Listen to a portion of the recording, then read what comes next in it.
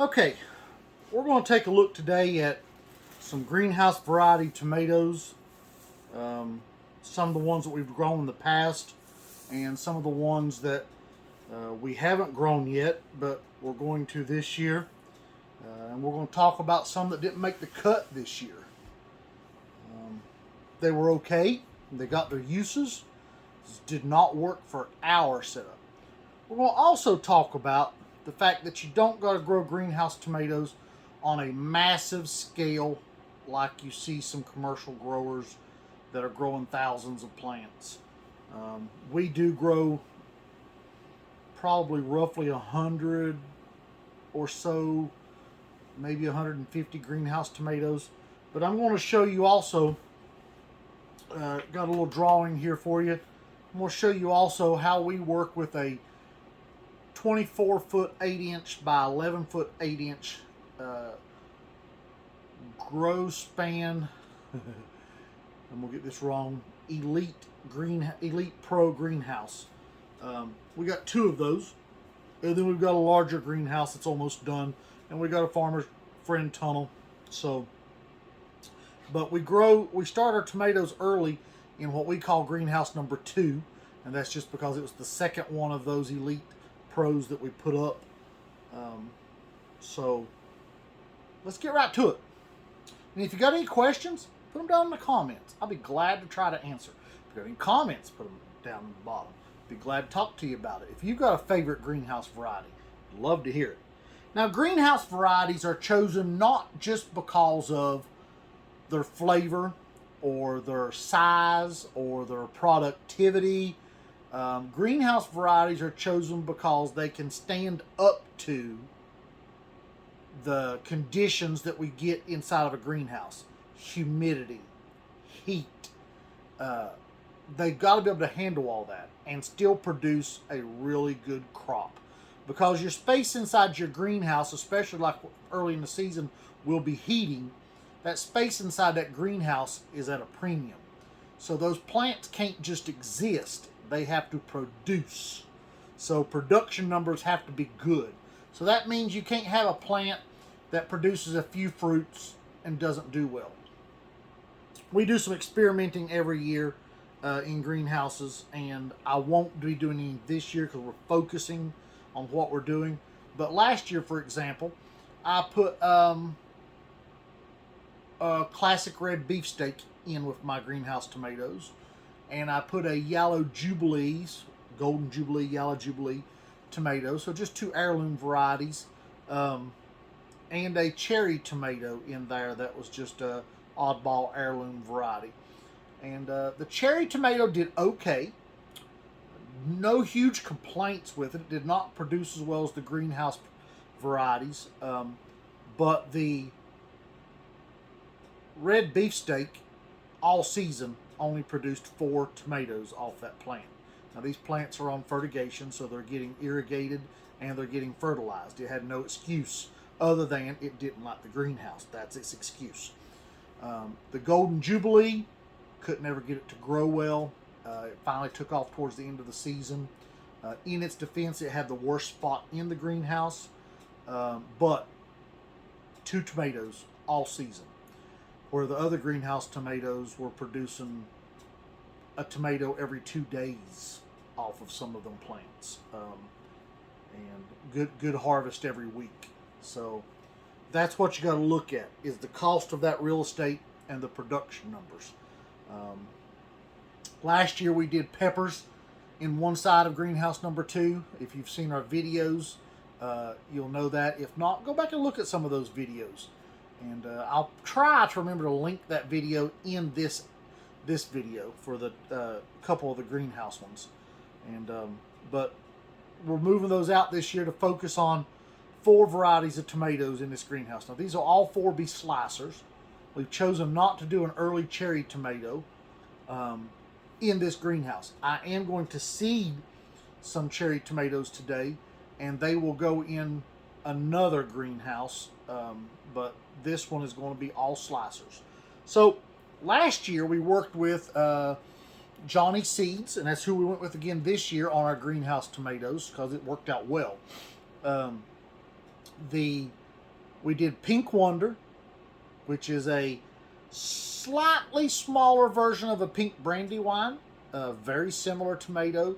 The taste, though, was good. Actually, taste was very good. Texture was not my favorite. It had a little bit of a mealy texture, not too much, but a little bit, to the point that I wasn't happy with it. Now, that tomato ships very well because we shipped tomatoes. It shipped excellent, and it made an amazing fried green tomato. So if you're going to harvest them green for fried green tomatoes, it was an excellent tomato. We did not go with it this year because we wanted to try a couple of other varieties. We only got so much room in this greenhouse. As I told you, it's 24 foot 8 inches by 11 foot 8 inches. So we didn't go back with it. The Carolina performed very well. That's a ox heart shape, red. So it's a light, dull red, medium red. So it's an ox heart shaped tomato. Did excellent. Produced well. Now the Pink Wonder produced amazing. Production numbers was through the roof. But the ox heart produced well, tasted well, shipped well, sold well at our local market. People was grabbing them left and right. It did very well. No complaints. So it's back on our list again today. So here's our Carolina. Another one that did well for us last year was the Big Dina. Big Dina is a very popular tomato. It's your standard shaped red tomato, globe shaped, nice texture, nice flavor. Is it as good as some of your heirlooms flavors? No, but it will allow you to get tomatoes early in the season and get those production numbers up. And I can tell you right now, our customers at the farmers market loved them last year. After they bought them the first week, they came back week after week for them. Now, that being said, there's definitely some some heirloom tomatoes that taste better. I'm a Cherokee Purple fan. Carbon, Cherokee Purple, Black Beauty, Hillbilly Potato Leaf. To me, those are some of the greatest tomatoes. But you need some quantity along with your heirloom tomatoes in my market to make the numbers make sense. We also grew last year in a cherry tomato, Edox. We grew Edox and Clementine. And Clementines I'm not seeding right now. We will grow them. And I grew them in a greenhouse last year, even though they're not a greenhouse performer. And the Clementines did exceptional in the greenhouse. Early tomatoes and lots of them. So very, very happy with them. So we'll be growing them this year, but this year they won't be in the greenhouse. We'll be either growing them in the field or in a high tunnel. So, and that the difference there is the high tunnel will not get any heat, so they won't be early. The Edox is a smaller red tomato. The Clementine is a tangerine tomato. That's what I would call a large salad tomato. They're around 4 ounces, I think, roughly 3 to 4, 3 to 5, something like that. And then the Edox is a smaller cherry tomato. It's not tiny, but it's a small, like tomato size. So, and it did great. We picked, once them got going, it was a little bit slow to get kicked up. But once they got going, we were picking so many Edox tomatoes last year that we didn't know what to do with them. At the peak of season, we was picking a bushel a week off of the plants we had, and we were very happy. So those are all again this year. The Edox will not go in this greenhouse. Like I said, we're focusing on 4 slicers. We'll have 4 rolls, and it'll be 1 roll of each of these slicers. So the other one we're trying this year, and I did grow this last year, but I literally only had 3 seeds. And so this is Gin Fizz. Gin Fizz would remind you of a hillbilly potato leaf if you're familiar with that, or a big rainbow. It's a multicolor orange, yellow, red, pink tomato. I did not grow these in the greenhouse last year. We grew them outside, and I had mixed results, but I think it was because of the rain. So we're going to try them again this year before I give you a verdict on these, because I did not grow them in ideal conditions. I run out of room in the greenhouse, and so they got outside space. So we're going to try this again. This is a large tomato. You know, you're talking a pound tomato. So we're hoping that works out well. And then The Noir is one I wanted to try last year, but I couldn't get seeds for. This is a Cherokee purple type tomato, so it's a carbon Cherokee purple style tomato. So it's your dark purple. The Noir does not have that green shoulder like Cherokee purple gets, which a lot of people complain about. I don't care. It does not matter to me that we get complaints at the farmer's market, and some of the older people are like, well, this tomato's not ripe. Yes, it is. It's a Cherokee purple. It is tended to have green shoulders almost always. Get less green shouldering on the carbon than you do the Cherokee purple. In my opinion, though, Cherokee purple is the best tasting tomato that there's ever been. And there's some others that come close. And I'd love to hear what your favorite tomato is. So anyway, the Noir, we're going to try that this year, and we'll see how it stands up compared to the Cherokee purple. We'll do some taste tests and put these side by side of their counterpart. So look, subscribe and like our videos and hit that notification icon and share these videos by all means. It really helps us with the channel, helps us to buy better equipment if we can get to that point. But there's no need to buy the better equipment if I don't have enough subscribers. And we're doing pretty good. We're happy where we're at, but we'd love to have more. But so we're going to do some taste tests. So we'll compare the Noir to Cherokee purple and carbon. We'll do a taste test. Might even do some blind taste tests. And we'll compare the Gin Fizz to a hillbilly potato leaf, hopefully, and a big rainbow if they come out at the right time, and maybe even a striped German. Might do a striped German also. Compare 4 tomatoes on that one.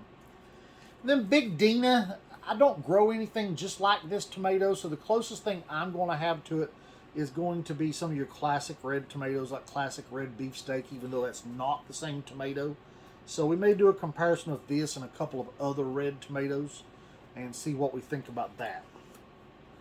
And then the Carolina, that would be comparable to a red ox heart. So we may do a comparison between the red ox heart and the Carolina. While I love the Carolina, I suspect the red ox heart's going to win. But we could compare it for Hungarian heart also. It's a much bigger tomato, but it's still a red heart type tomato. So we may compare Hungarian heart also. So anyway, when I normally germinate tomato seeds, I do it in a much smaller cell tray. I think you all can see that. This is an 84 cell tray.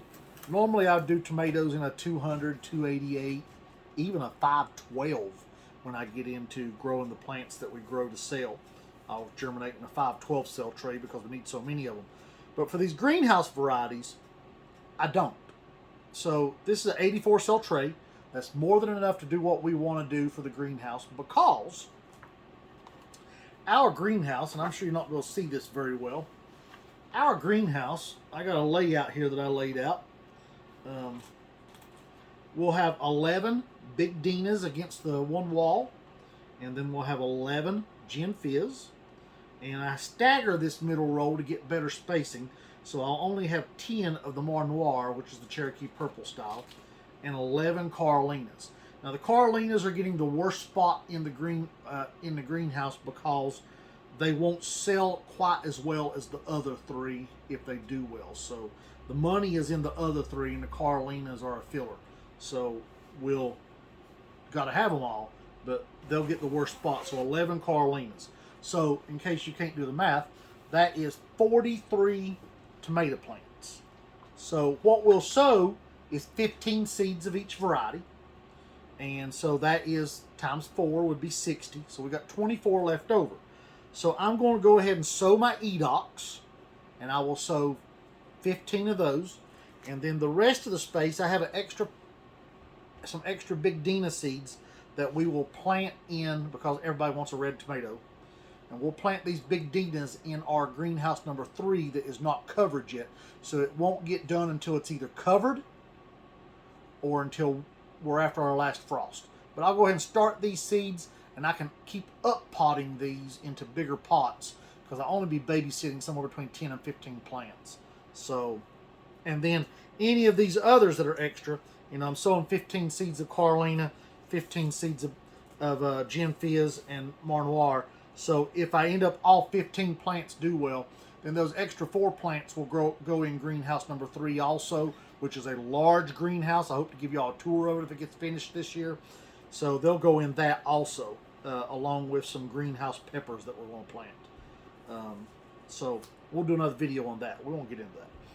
So anyway, I'm sure everybody understands this, but I'm going to give you a short little how-to. So I take a marker, make me a little hole in the soil block. We pack the soil in here pretty tight, or at least we try to. And this is not soil. Let me correct that. This is a soilless germination mix. This technically is Fox Farms that they no longer make. We had bought a pallet, and this is we're on the last bag of it. So last year we tried another product and was not happy with it. So we did not go back to that product this year. We have Pro Mix Organics coming, their germination mix, and we'll do a little video on that. And we got the Pro Mix, the propagation mix is PG, and that's their PG mix, and we got the MP coming also. The MP is a growing media. We're going to try and see what we think about it. Had compared to what we used last year, and what we had last year on the germination mix worked. It had a lot of debris in it, and by debris I mean larger stuff than what I think should be in a germination mix. I like my germination mix to be a smooth consistency. I don't want it super lumpy. I don't want it filled with extra pieces of twigs and stuff. Don't mind twigs at all in a potting soil, or as long as it ain't big ones, or in to put in your vegetable containers and so forth. That is all fine. I do not like it in my propagation mix. I like a good mix in my propagation mix. So let's start with our Gin Fizz. So Johnny's selected seeds on these.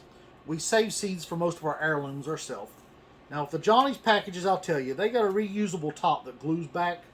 Be careful when you open these, because like right here, we got a seed stuck. And you might want to say, well, what does that matter? Well, these greenhouse varieties are expensive. And some of these things you're paying $1 per seed for. And you think, well, that's ridiculous. I can grow them a whole lot cheaper than that with dollar store seeds. You can. But back to what we talked about earlier. In a greenhouse, you need to maximize that growing space in order to make it make sense.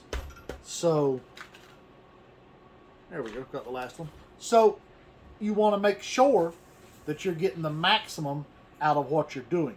So, if you lose a seed, that's a dollar seed, that's a lot. If you're growing some of these heirloom varieties that we save seeds for, losing a seed may only be a penny. It may even be a half a penny. It may not be enough to even think about. But greenhouse varieties is a different story. So watch these seeds. And if you're in a business and you don't understand that, overhead is how you lose money or make money. Obviously, we have marketing.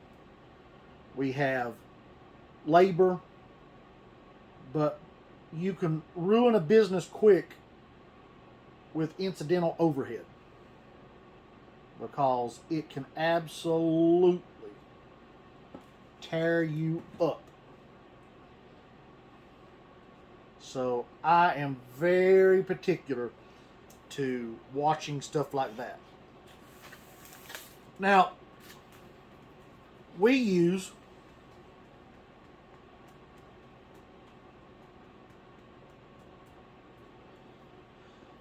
blue painter's tape. And what I'll do with that blue painter's tape is pull off a piece about the length of my tray. Unless the tray is only one variety, then I only need a small piece. And I'll take and put that blue painter's tape right on the side. These germination trays will usually get 2 to 3 seasons out of. Every now and then we'll get 4, but I'm gonna say we average 2.5 seasons.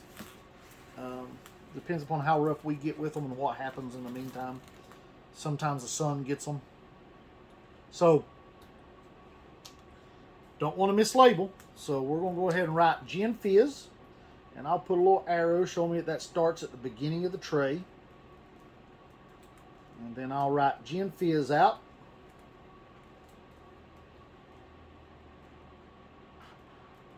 And a line. So now we're going to go to Noir. So I'll go ahead and write Noir in. I'm sure I'm butchering that pronunciation.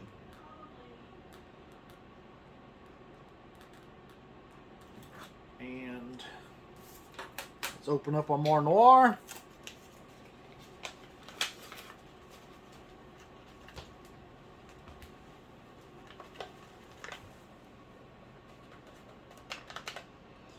Like I said before, we want every last seed. And I'm going to open that package to get the last seed out of that one.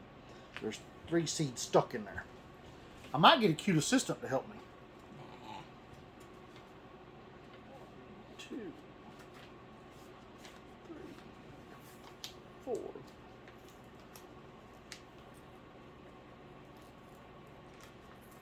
Yeah, when you're talking $1 and $2 and sometimes $3 a seed.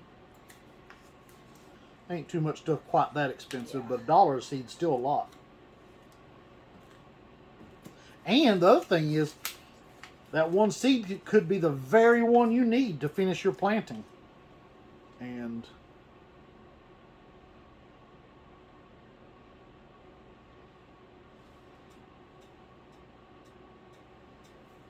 so this one, Johnny's don't do too much of this. You don't get too many extra seeds. If they say 15 seeds, you'll be lucky if it's got 16. But on the Noir, we've got actually, what, 14, 20 seeds. Whoa. So that's a good one to have extra of. If they all germinate, I'll be happy with that. So anyway, I think that's about all we got. We'll take these from here once I finish sewing this tray, and we'll water these in with warm water, not scalding hot, not cold. We're looking for around 80-degree water. We'll water these in, and then we'll let them sit probably overnight. And tomorrow they'll go in a germination chamber where we can kind of semi-control humidity, but we can control temperature very, very well. Or they'll go on to a temperature-controlled heat mat. I think tomato germination is 70 to 80 degrees. 70 to 80 degrees, I think, is tomato germination temperature. Tiffany's right. Johnny's may tell us 75 to 80 is what they prefer on at least these greenhouse varieties. So we set our germination chamber at 80.5 degrees generally for hot peppers. So tomatoes can germinate at the same temperature, or the heat mat will be set at about 80.7 degrees. Change the heat mat a little bit because the air temperature affects it a little bit. But it'll either go on a temperature-controlled heat mat. That means we got a thermostat on it that controls the temperature, or it'll go in a germination chamber, depending upon what's going on in the germination chamber. Tiffany, if you'll stop the video. So I'm going to get Tiffany to stop the video for us. I hope that's been educational. I hope I've helped you. And we'll try to bring you back along when we do the other greenhouse varieties and when we plant these. But until then, enjoy this video. Be sure to go back and check some of the others. And thank you for watching.